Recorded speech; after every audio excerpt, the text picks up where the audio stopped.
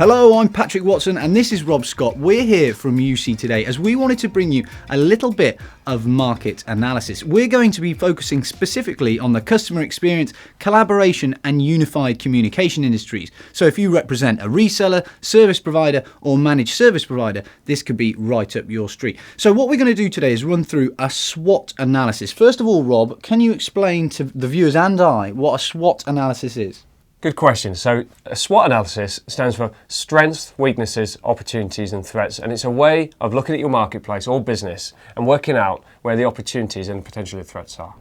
Okay, so let's jump straight in by looking at the strengths. Okay, so Rob, what do you see about the particular strengths in the different markets we're looking at? Yeah, so the UC market at the moment is really busy. There's lots and lots of innovation, and with all these new entrants coming into the marketplace, what we see from a news perspective is really interesting. So there's lots of vendors coming into the marketplace. Consolidation is happening all over the place. So big vendors are buying small vendors and startups. There's a lot of pan-European kind of disruptors coming into our local land, like the UK, for example. So I'm seeing lots of opportunity here, but equally I think it's worthwhile us discussing kind of the nuances between the vendors, their strategies and what's happening. And we're also seeing some quite interesting thing in terms of statistics as well about cloud adoption rates and how the market's growing. Yeah, so UCaaS is the big one. So cloud communications, cloud delivered telephone services, or cloud calling as they're now saying. So right now more than 14% of the UK phone systems are now cloud-based, and so that's quite an interesting fact, and that's more than it was last year. And by 2020, they reckon half of all phone systems being deployed will be cloud-based.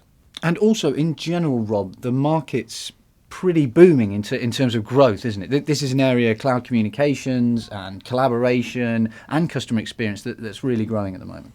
Yeah, no, absolutely. So when we look at the traditional on-premise numbers, it looks like the market is still in a sort of very slow decline, roughly about 3% at the moment. But when you look at the more innovative cloud-based solutions and vendors out there, it's a completely different picture. So you've got kind of UCaaS growing at 20+% this year. You've got CPaaS 30+% this year. One of the big ones, team collaboration. So Teams first approach. That is set to grow more than 60% this year. So it's significant. There's loads and loads of opportunity. You just got to be in the right place. Yeah, and more vendors are looking at that as a service OpEx model. And as you said, we're seeing that across the board. Yeah, you've got to be backing a vendor or a service provider that's got an architecture that's built on microservices. Because otherwise you're just not going to keep up, because what we're seeing is that legacy players that are still running and trying to develop a multitude of PBX platforms, they just can't keep up with the new guys. And you mentioned service providers. We're seeing a real rise in importance of the service provider, aren't we, to make sense of these solutions for customers? Yeah, so service providers, I mean, the marketplace is growing. I mean, just here locally in the UK, apparently according to Cavell Group, there's more than 100 service providers in the UK, or roughly 95, I think it was last year, so it must be more than 100 now.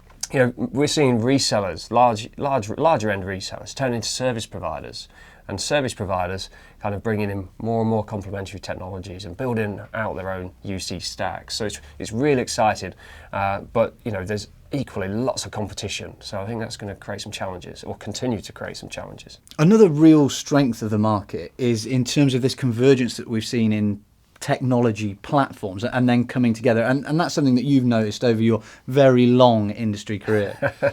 Yeah, so back in the 2000s we had very siloed solutions. We had a call center, we had a video conferencing system, we had a phone system. They weren't very well interconnected. 2010-ish, we started to look at kind of convergence, IP phone systems, contact center software, video conferencing over IP, that kind of stuff. So it become a lot more of a converged environment, and over-the-top applications and cloud-hosted voice came through. But now it's kind of 2020 almost. We're looking at a very much a more consolidated picture, what we're calling UC 3.0, which is more of a stack layered with cloud calling, contact center, CX technology, and collaboration. And there's a real opportunity out there for the service providers and resellers within the industry to help customers pick the best way to integrate their different systems? Yeah, absolutely. There's a number of vendors doing this really well at the moment. You know, they're cloud first, as I've mentioned before, built on these kind of microservices, and you know, they're bringing all these different layers and applications into that stack and delivering that either directly or indirectly to the customer. Okay, so we've looked at some of the strengths of the different markets. Let's have a look at some of the potential weaknesses. And I know one that you've highlighted is we're talking about this convergence of solutions and how the markets change. That does require service providers and resellers to transform themselves, doesn't it?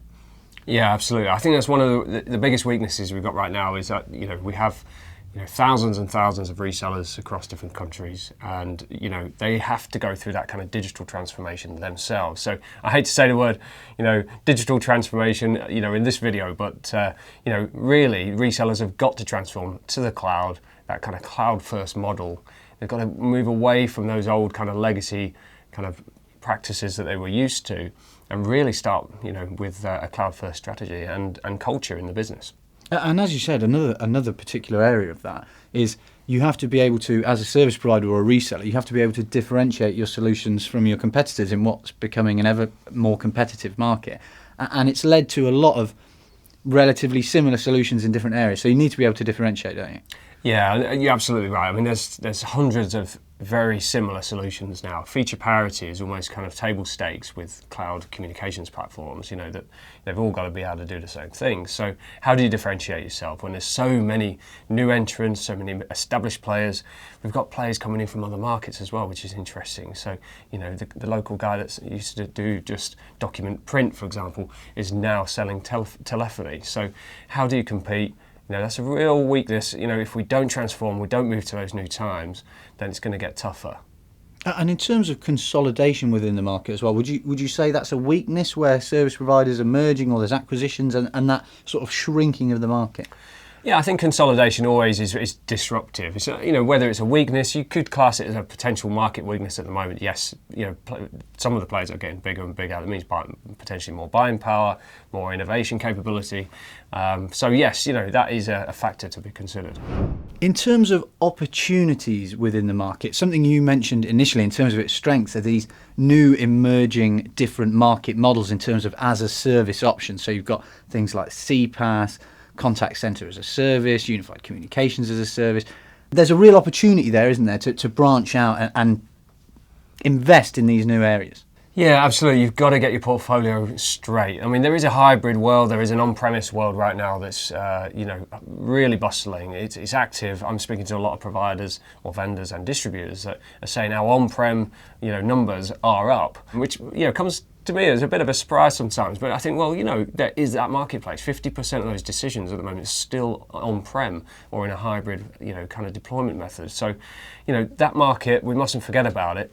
You know, which kind of, you know, does beg the question, are the cloud players, the pure play cloud players, struggling to compete against those on-premise and hybrid solutions? So there becomes, you know, for me, opportunity to make sure that you get your portfolio right and have got something to offer everyone. That will certainly keep your seat at the table.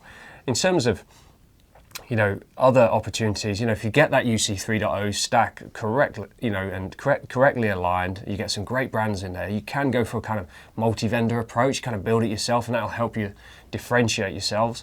Or you could go full stack, maybe, you know, for example, Cisco versus Microsoft. We did a talk on that recently, and that's, you know, two different, you know, quite different strategies. Yeah, no, that's a really good point. And Cisco, as we were talking about before, ideally want to own the entire technology solution end to end, from software right down through to hardware in terms of endpoints, right to the headset end, right to the user.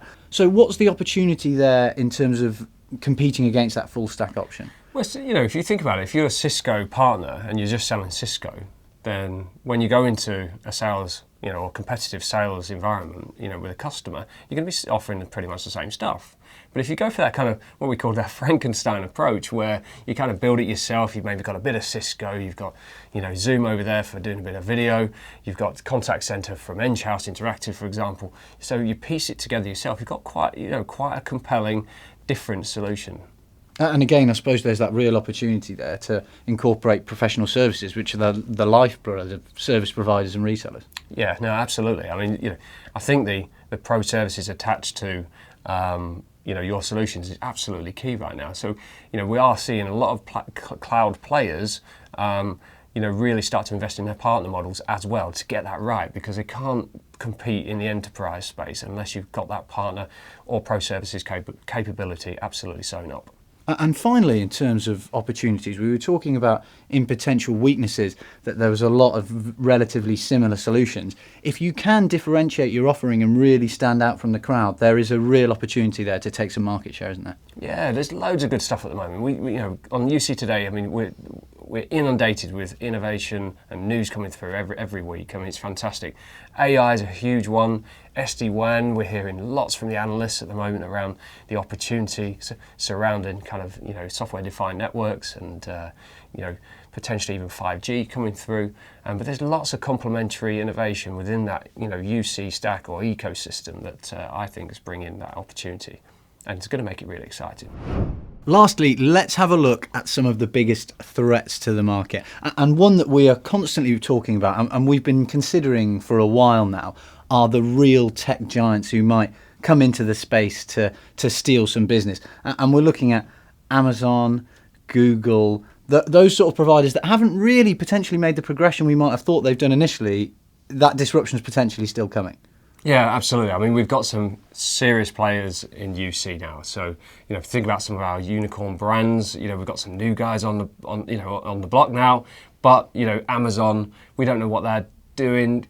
Going forward, they've got Amazon Chime, they've got their Connect product, they've got Alexa in virtually every home in the world. What are they going to do with that from a business perspective? They are showing some signs, but I think that's potentially a very disruptive one to watch. Exactly the same with Google as well. We've seen Google Voice. It probably hasn't made quite the progress that it maybe has with chat or Hangouts, but Google Voice is looming over the horizon, isn't it? Yeah, a lot of energy going behind Google Voice now. So it's kind of almost a second take of Google Voice, but they seem to be putting a lot of energy and they're gunning for the enterprise. What we have to say about these tech giant providers is that they do not respect the existing go-to-market model. They're not going to be wanting to use a channel model. I think Google's idea for Google Voice is a business will be able to go straight online and provision their cloud calling capabilities directly with Google without having to talk to third parties. Yeah, absolutely. I don't know whether they realise what they're getting themselves into, but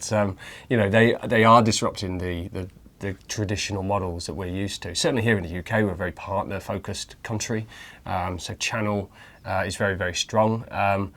However, you can go online now and sign up to a Microsoft phone system and get up and running the same day. So as well as the tech giants, there's also a number of innovative, cloud-native, often startups that are coming across the pond, and you've dubbed them transatlantic disruptors. Yeah, so we're seeing a lot of brands at the moment use the UK as a kind of stepping stone into Europe. So we've got some big brands coming in like Dialpad that we talked about recently and spoke to. We've got PGI launching UCaaS on the back of their Global Meet platform. We've got Zoom Phone, which is now the UCaaS offering for Zoom's video conferencing solution.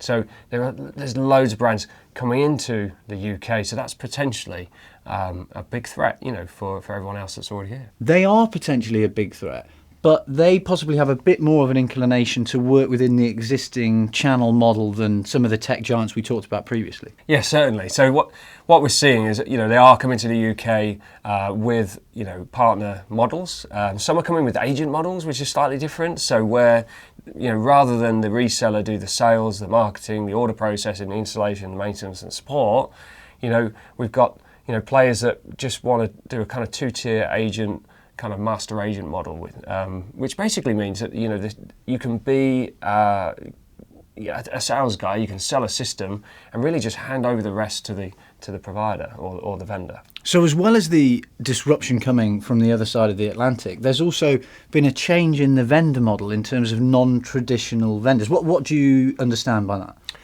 Yeah, so what I mean by non-traditional vendors is the print management company or the mobile reseller.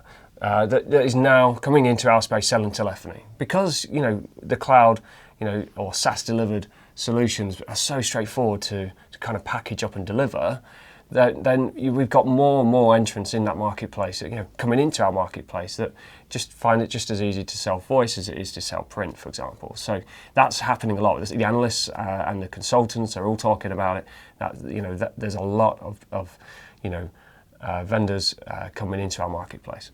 So it all ties back into that convergence piece that we were talking about initially. If the different technology areas are converging, then it's more than likely that the providers in each area will converge as well. You're unlikely to have a traditional IT reseller and a traditional telecoms reseller. It's more likely that they're going to be able to provide software as a service in each area. Yeah, and to bring the positive into that, I just think, there's lots of opportunity for the specialist. Someone that either works in a vertical market or has a particular specialism. I think that there's lots of opportunity for that, and that's your differentiator. I mean, there are quite a few different threats there, and we haven't even talked about the really big looming threat in terms of Brexit, which we don't particularly want to get into in this video. No, I don't think we're going to talk about Brexit in this video, but there are lots of issues at the moment, including trade wars that potentially have an effect on our marketplace.